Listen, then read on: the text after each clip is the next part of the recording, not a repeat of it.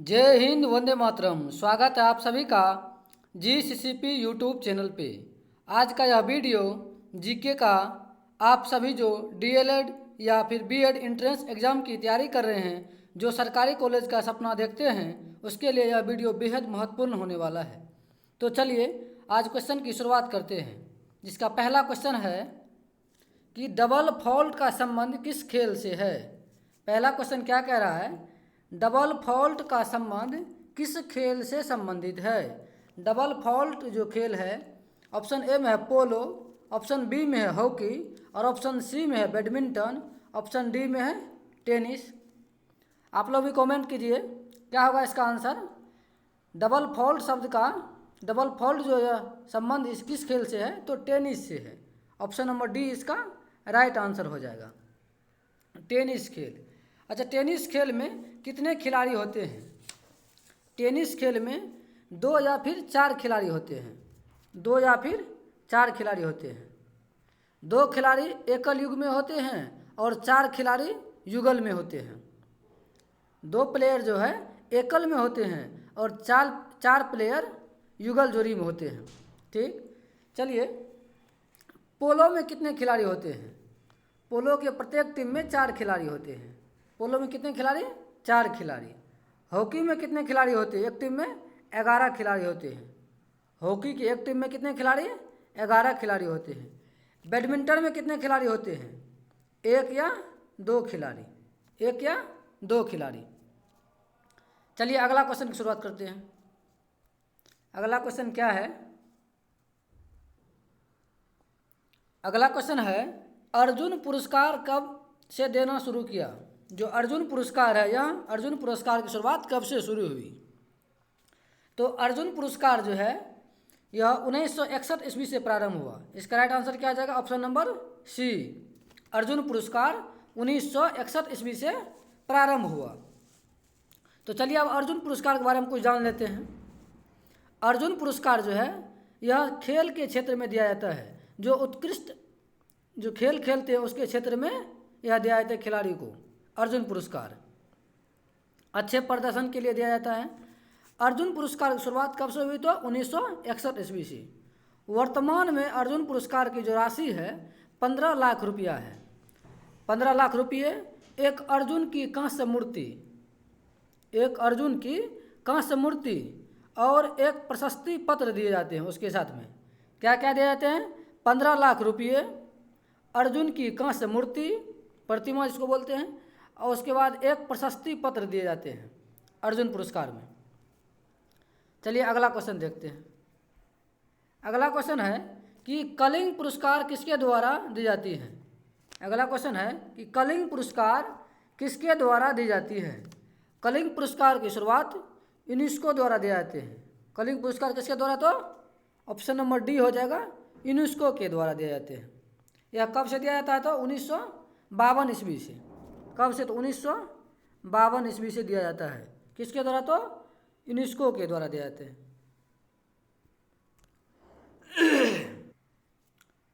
उसके बाद है कि खाद्य एवं कृषि संगठन। खाद्य एवं कृषि संगठन का मुख्यालय कहाँ है? खाद्य एवं कृषि संगठन का मुख्यालय रोम में है। जो कहाँ पर थे? इटली में। खाद्य एवं कृषि संगठन का मुख्यालय रोम, इटली में है। बी नंबर ऑप्शन है कि विश्व स्वास्थ्य संगठन WHO का मुख्यालय कहाँ है? विश्व स्वास्थ्य संगठन का जनेवा में है। कहाँ? तो जनेवा में, जो कहाँ पड़ता है? स्विट्जरलैंड में। स्विट्जरलैंड में। ऑप्शन सी है यूनिसेफ। यूनिसेफ का मुख्यालय कहाँ है? यह अमेरिका में है। यूनिसेफ का मुख्यालय न्यूयॉर्क शहर, जो अमेरिका में पड़ता है, न्यूयॉर्क शहर में। यूनिसेफ का मुख्यालय कहाँ है? तो न्यूयॉर्क शहर में। क्वेश्चन पूछा जाता है खाद्य एवं कृषि संगठन का मुख्यालय कहाँ है? तो रोम, इटली में। विश्व स्वास्थ्य संगठन WHO का मुख्यालय कहाँ है? WHO का मुख्यालय कहाँ है? तो जिनेवा, स्विट्जरलैंड में है। यूनिसेफ का मुख्यालय कहाँ है? यूनिसेफ का मुख्यालय न्यूयॉर्क शहर, जो अमेरिका में पड़ता है। चलिए तो अगला क्वेश्चन देखते हैं। अगला क्वेश्चन है कि पृथ्वी की घूर्णन गति किस ध्रुव पर उच्चतम होती है?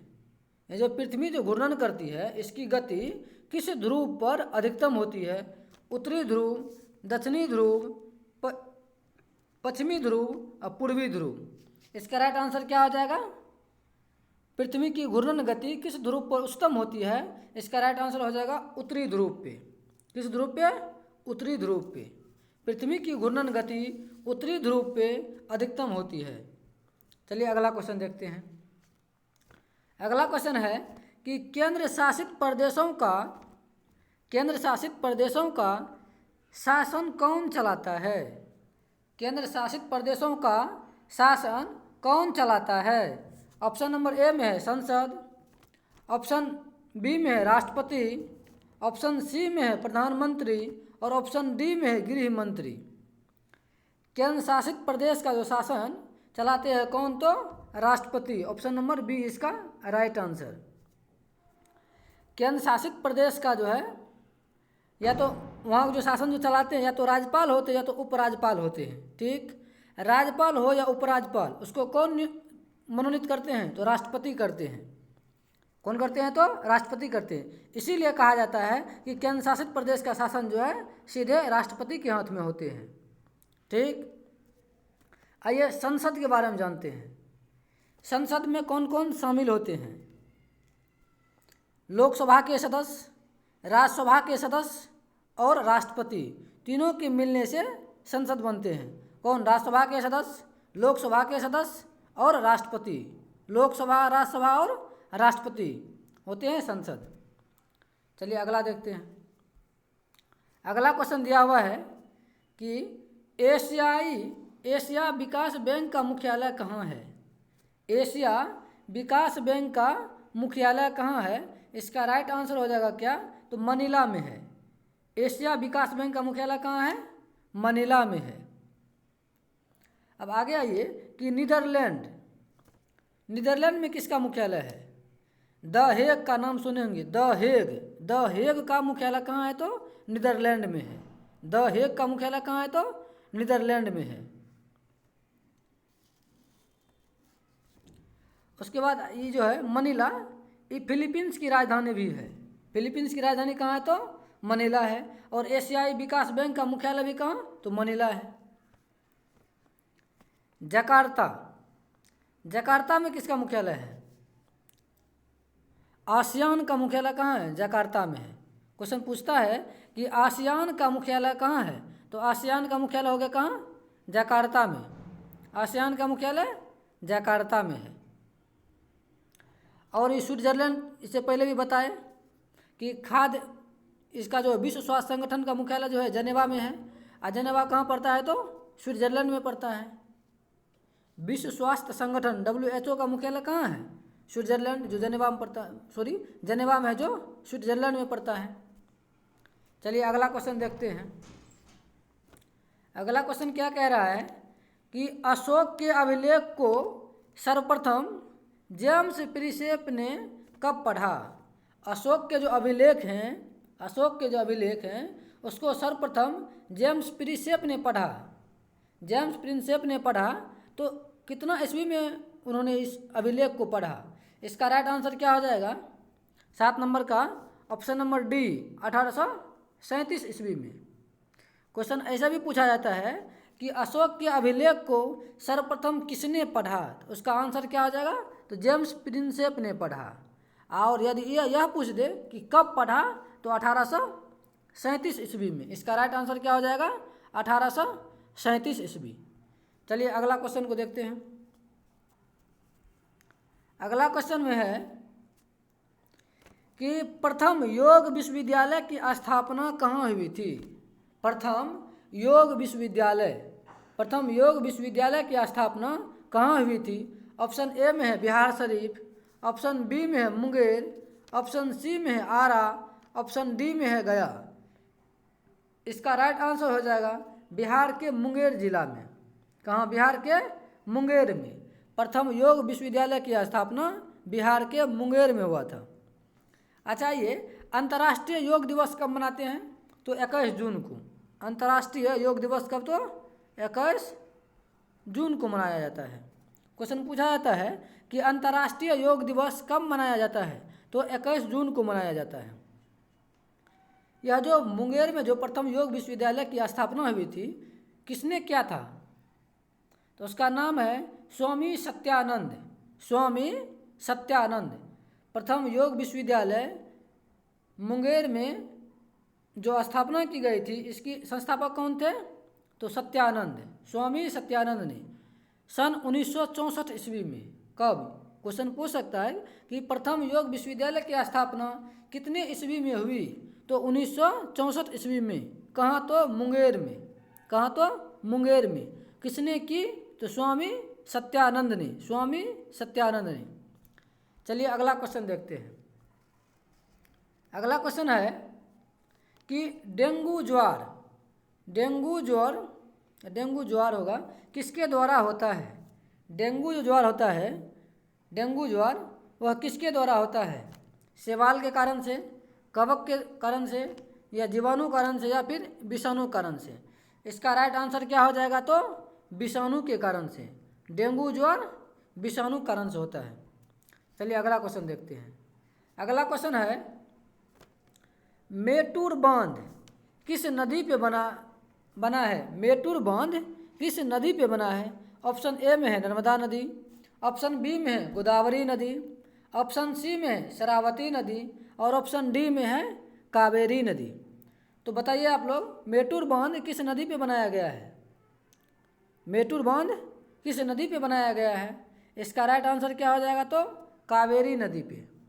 मेटूर बांध कावेरी नदी में बनाया गया है। तो आइए जानते हैं कि नर्मदा नदी पे कौन सी परियोजना है या फिर बांध है। नर्मदा नदी पे जो है सरदार सरोवर बांध है। नर्मदा नदी पे कौन सी बांध है? सरदार सरोवर बांध है, जो सबसे लंबी बांध है यही सरदार सरोवर बांध। लगभग 1.2 किलोमीटर यानी कि 1200 मीटर का यह बांध है नर्मदा नदी पे। शरावती नदी पे कौन सी बांध है? अलमाटी बांध। शरावती नदी पे अलमाटी बांध है। क्वेश्चन पूछा जाता है कि शरावती नदी पे कौन सी बांध है? तो अलमाटी बांध है। शरावती नदी पे अलमाटी बांध। चलिए अगला क्वेश्चन देखते हैं।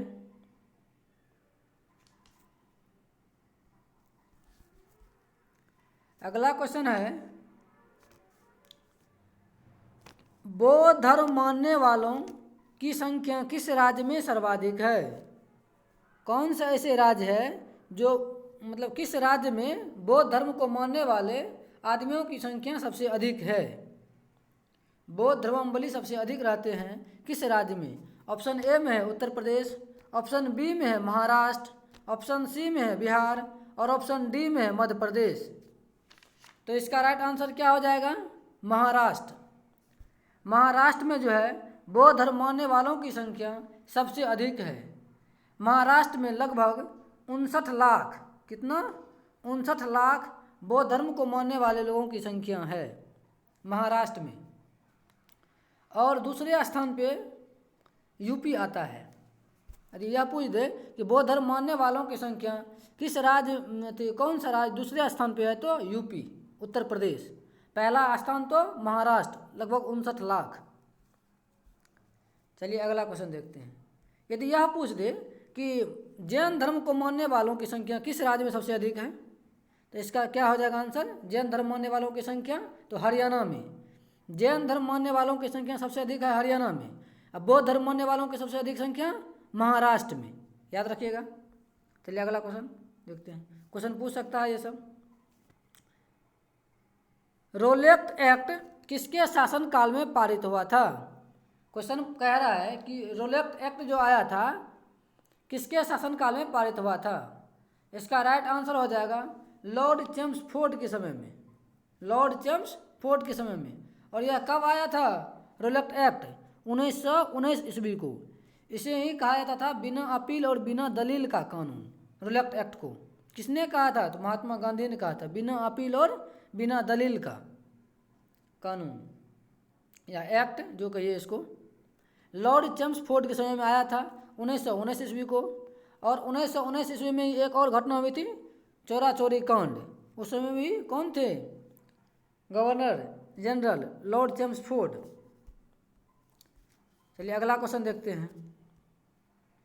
अगला क्वेश्चन है कि संविधान के समक्ष, संविधान या संविधान सभा के समक्ष किसने उद्देशिका प्रस्तावित किया था।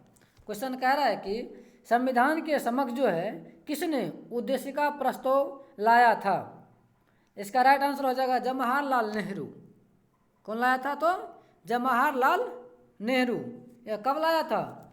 13 दिसंबर 1946 ईस्वी को उद्देशिका प्रस्ताव जवाहरलाल नेहरू के द्वारा 13 दिसंबर 1946 ईस्वी को लाया गया था। और संविधान सभा ने इसे कब अपनाया? 22 जनवरी 1947 ईस्वी को लाया। 13 दिसंबर 1946 को।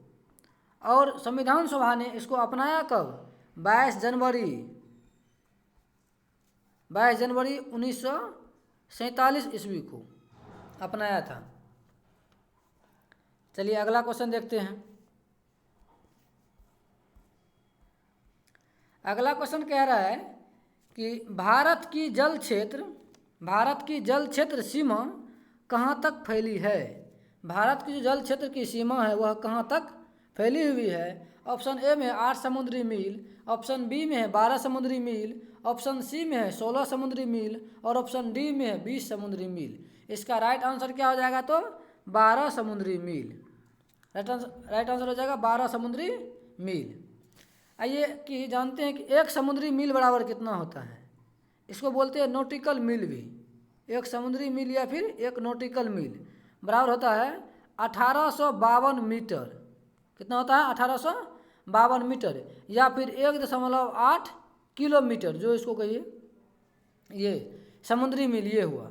यानी कि 12 समुद्री मील जो है भारत की जल क्षेत्र सीमा है। कहने का मतलब है कि भारत का जो है किसी भी समुद्र में, यानी जैसे हिंद महासागर है या अन्य कोई जिस महासागर से भारत की सीमा लगती है उसमें 12 समुद्री मील तक, यानी यहाँ देखिए 1 समुद्री मील बराबर यदि 1852 मीटर होता है, मानते हैं इसको लगभग में 2 किलोमीटर, तो 12 समुद्री मील बराबर कितना हो गया? 24 किलोमीटर तक जो क्षेत्र है वह भारत की जल क्षेत्र सीमा कहलाएगी। राइट आंसर समझ गए होंगे जल क्षेत्र सीमा क्या है। चलिए अगला क्वेश्चन की ओर चलते हैं। अगला क्वेश्चन है कर्क रेखा भारत के कितने राज्य से होकर गुजरती है। कर्क रेखा जो है भारत के कितने राज्यों से होकर गुजरती है। ऑप्शन ए में 8, ऑप्शन बी में है ऑप्शन ए में है 5, ऑप्शन बी में है 8, ऑप्शन सी में है 10 और ऑप्शन डी में है 12। इसका राइट आंसर क्या हो जाएगा? Option number B 8। कर्क रेखा जो है भारत के 8 राज्यों से होकर गुजरती है, जिसमें पहला राज्य कौन है? तो गुजरात है। पहला राज्य गुजरात, उसके बाद आता है राजस्थान, उसके बाद आता है मध्य प्रदेश, उसके बाद आता है छत्तीसगढ़, उसके बाद आता है झारखंड, उसके बाद पश्चिम बंगाल, उसके बाद त्रिपुरा, उसके बाद मिजोरम। यानी कि 8 राज्यों से होकर के कर्क रेखा गुजरती है भारत में। फिर से एक बार देख ले। इसका एक ट्रिक होता है कि मित्र पर गमछा झार।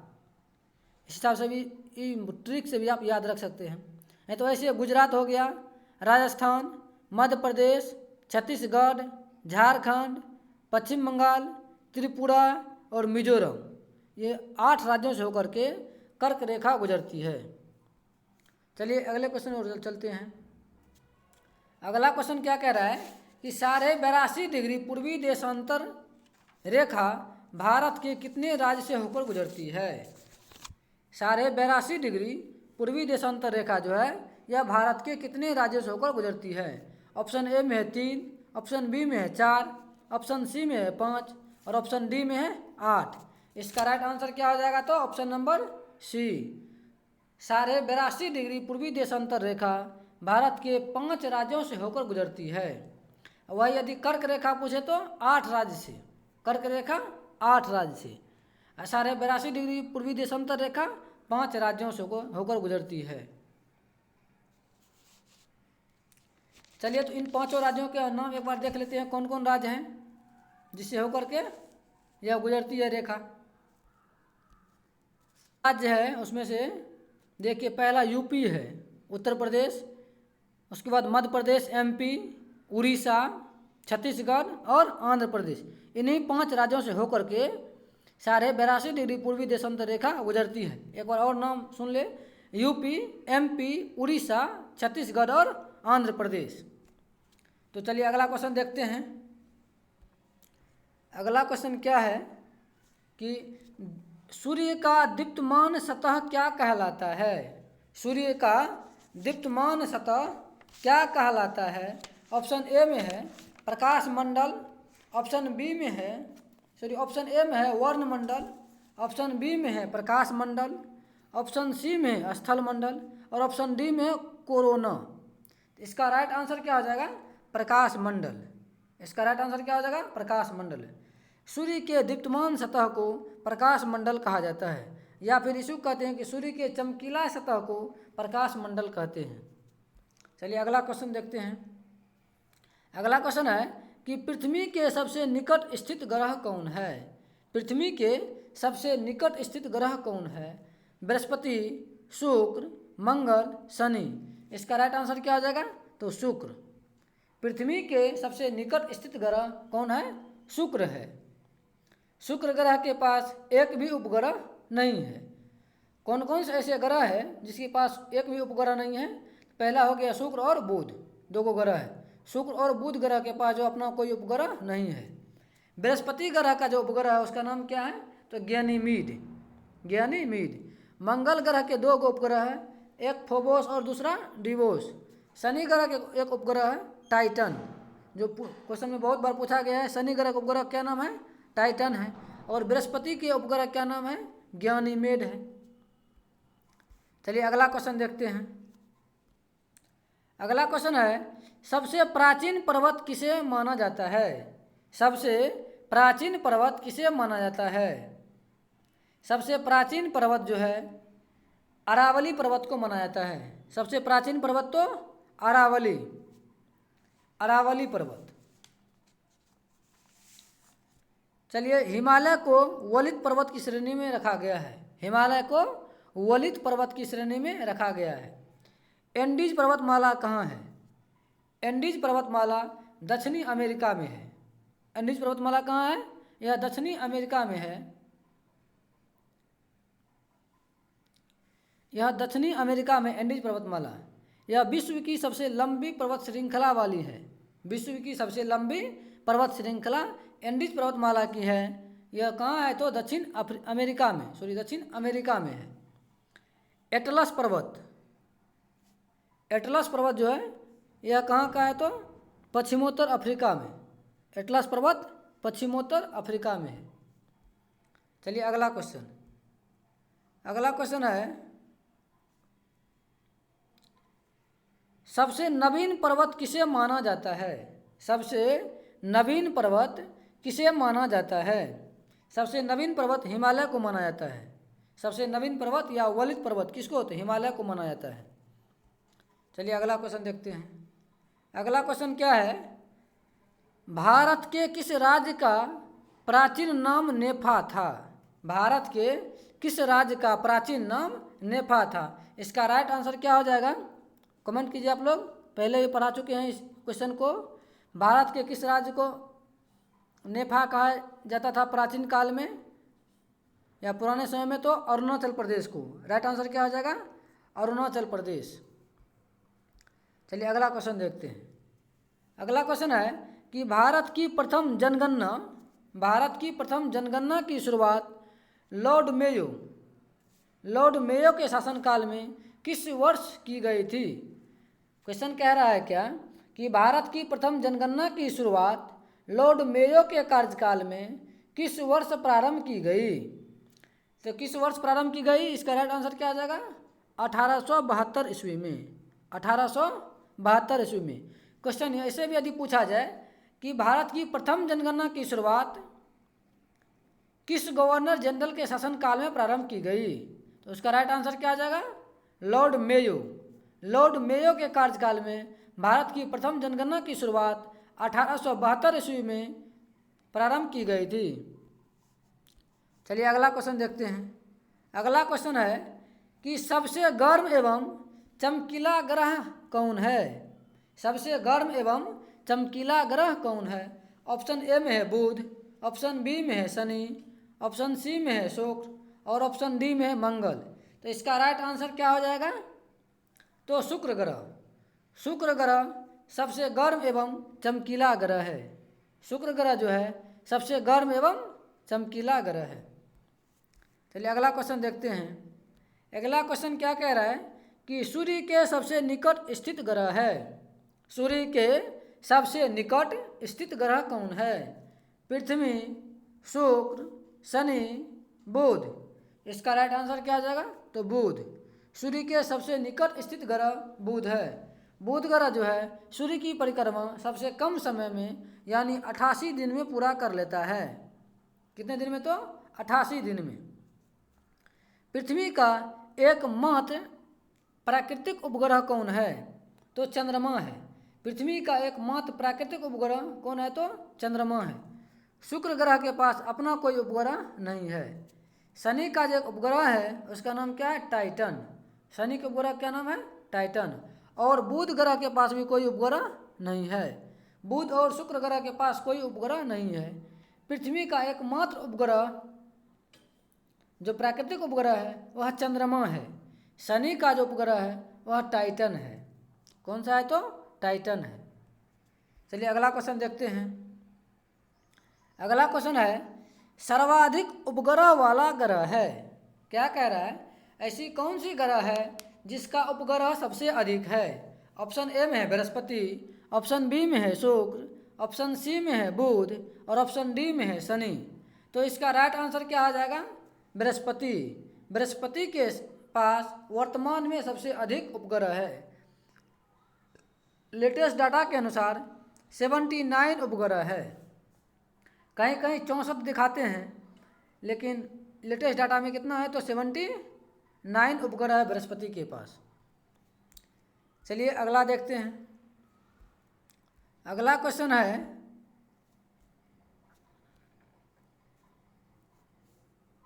जिन्ना को कायदे आजम की उपाधि किसने दी? मोहम्मद जिन्ना जो थे, जो कौन थे? पाकिस्तान के संस्थापक थे मोहम्मद जिन्ना। उसको जो है कायदे आजम की उपाधि किसने दी?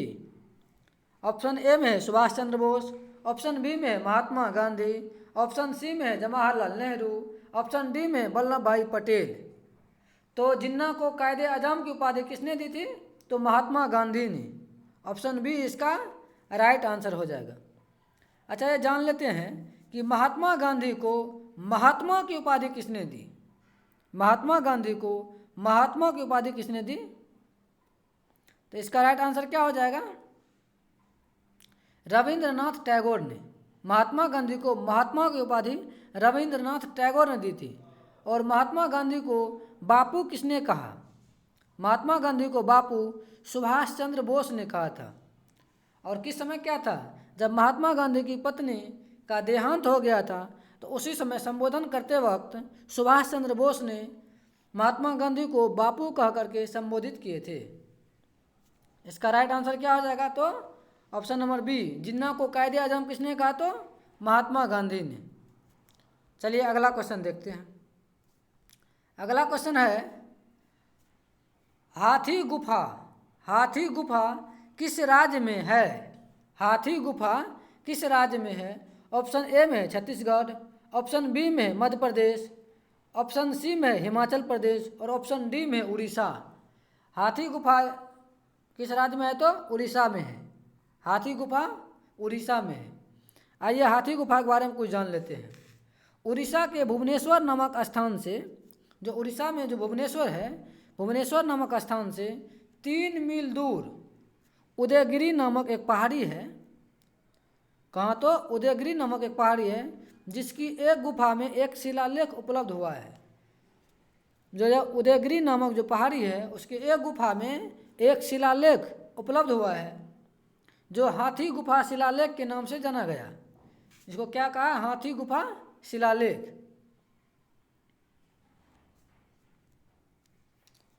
जो यह शिलालेख है यह किसके समय में मिला था? यह कलिंग राज खारवेल थे। उस समय के राजा कौन थे? कलिंग राज खारवेल। उसके समय में हाथी गुफा जो अभिलेख है इसका पता चला था। चलिए अगला क्वेश्चन देखते हैं। अगला क्वेश्चन है, खेल दिवस कब मनाया जाता है? खेल दिवस कब मनाया जाता है? 27 अगस्त, 28 अगस्त, 29 अगस्त, 30 अगस्त। इसका राइट आंसर हो जाएगा 29 अगस्त को। खेल दिवस जो है मेजर ध्यानचंद के जन्म दिवस पे मनाया जाता है 29 अगस्त को। मेजर ध्यानचंद, जिसे हॉकी के जादूगर के नाम से जाना जाता है। क्वेश्चन पूछा जाता है कि मेजर ध्यानचंद को हॉकी के जादूगर किसे कहा जाता है? तो मेजर ध्यानचंद को। इसका जन्म हुआ था 29 अगस्त को और इसी के जन्म दिवस पे जो है खेल दिवस के रूप में मनाए जाने का निर्णय लिया गया 29 अगस्त को।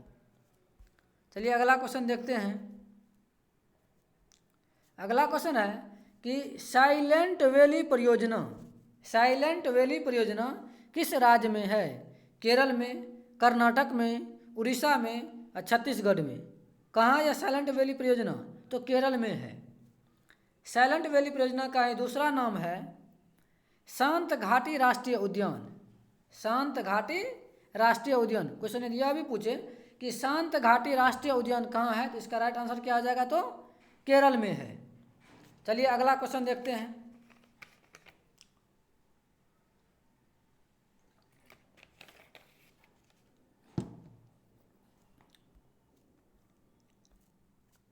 अगला क्वेश्चन है, भारत में स्पीड पोस्ट सेवा की शुरुआत कब हुई? भारत में स्पीड पोस्ट सेवा की शुरुआत कब हुई? ऑप्शन ए में 1982, ऑप्शन बी है 1986 ईस्वी, ऑप्शन सी है 1992 ईस्वी और ऑप्शन डी है 1996 ईस्वी। तो इसका राइट आंसर क्या आ जाएगा? 1986 ईस्वी में।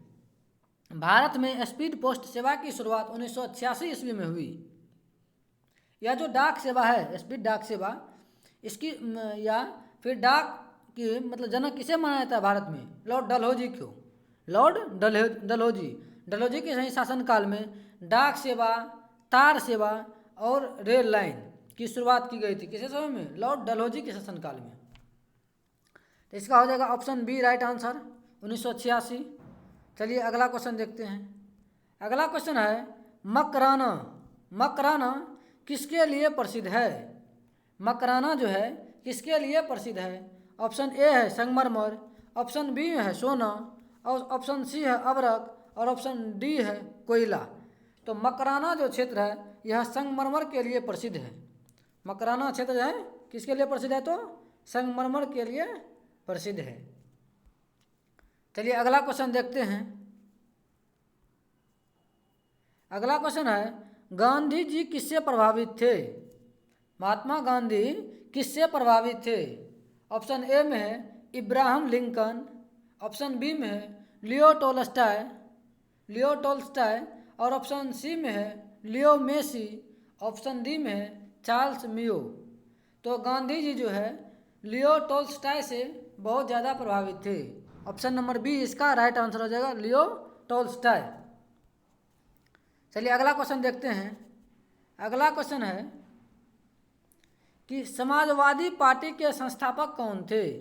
समाजवादी पार्टी के संस्थापक जयप्रकाश नारायण थे। कौन थे? तो जयप्रकाश नारायण। चलिए अगला क्वेश्चन देखते हैं। एक और क्वेश्चन पूछता है कि समाजवादी दल का नेतृत्व जयप्रकाश नारायण ने कितने ईस्वी में किया था? तो उसका राइट आंसर हो जाएगा 1948 ईस्वी में। समाजवादी जो दल था कांग्रेस के साथ मिल करके जयप्रकाश नारायण ने 1948 ईस्वी में उसका नेतृत्व किया था। उसके बाद जो है समाजवादी सोशलिस्ट पार्टी की स्थापना जयप्रकाश नारायण के द्वारा 1956 ईस्वी में किया गया था। और बिहार में समाजवादी पार्टी तो जयप्रकाश नारायण। यदि यूपी में पूछेगा समाजवादी पार्टी के संस्थापक कौन थे, तो मुलायम सिंह यादव। चलिए अगला क्वेश्चन देखते हैं। 20वीं शताब्दी में अंतिम महाकुंभ कहाँ पर आयोजित हुआ था? क्वेश्चन है कि 20वीं शताब्दी में अंतिम महाकुंभ कहाँ पे आयोजित हुआ था? नासिक में, हरिद्वार में, इलाहाबाद में, इनमें से कोई नहीं। इसका राइट आंसर क्या आ जाएगा? हरिद्वार में। 20वीं शताब्दी में अंतिम महाकुंभ जो है हरिद्वार में आयोजित किया गया था। चलिए अगला क्वेश्चन देखते हैं। अगला क्वेश्चन है कि ऋग्वेद में कितने मंडल है। ऋग्वेद में कितने मंडल है। इसका राइट आंसर हो जाएगा ऑप्शन नंबर सी, ऋग्वेद में कुल 10 मंडल है। ऋग्वेद में कुल 10 मंडल है। चलिए तो अगला क्वेश्चन देखते हैं। अगला क्वेश्चन है कि विज्ञान के क्षेत्र में किन्हें दो बार नोबेल पुरस्कार मिला। विज्ञान के क्षेत्र में मैडम क्यूरी को 2 बार नोबेल पुरस्कार से सम्मानित किए गए। मैडम क्यूरी इसका राइट आंसर हो जाएगा ऑप्शन नंबर ए। चलिए अगला क्वेश्चन देखते हैं।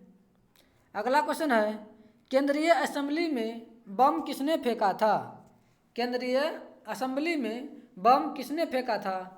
तो ऑप्शन ए में है भगत सिंह और ऑप्शन बी में है बटुकेश्वर दत्त और सी में ए और बी दोनों, डी में इनमें से कोई नहीं। तो केंद्रीय असेंबली में जो बम फेंका था भगत सिंह और बटुकेश्वर दत्त दोनों ने। ऑप्शन सी इसका राइट आंसर हो जाएगा, भगत सिंह ने। यही केंद्रीय असेंबली में बम फेंकने के कारण जो गिरफ्तार किए गए थे भगत सिंह को, जब यह इसका पेशी हुआ था कोर्ट में, इन्होंने कहा था कि बहरों को सुनाने के लिए धमाकों की ज़रूरत होती है। बहरों को सुनाने के लिए धमाकों की ज़रूरत होती है। यह जो है वचन या नारे किसका था, तो भगत सिंह का था। क्वेश्चन पूछता है कि बहरों को सुनाने के लिए धमाके की ज़रूरत होती है, यह स्लोगन जो है किसने दिया था, तो भगत सिंह ने कहा था कोर्ट में पेशी के दौरान। अगला क्वेश्चन है योर्स फॉर लाइफ किस कंपनी का नारा है। योर्स फॉर लाइफ किस कंपनी का नारा है। इसका राइट आंसर हो जाएगा option number B, Godrej company का। गोदरेज कंपनी का ही नारा है योर्स फॉर लाइफ। चलिए तो आज का डिस्कशन 40 क्वेश्चन का हमने 37 मिनट में पूरे डिटेल एक्सप्लेनेशन के साथ हमने बताने का प्रयास किया। आशा करता हूँ कि आप सभी को यह वीडियो अच्छा लगेगा और वीडियो को लाइक शेयर और सब्सक्राइब करें, अपने दोस्तों के साथ शेयर करें। जय हिंद।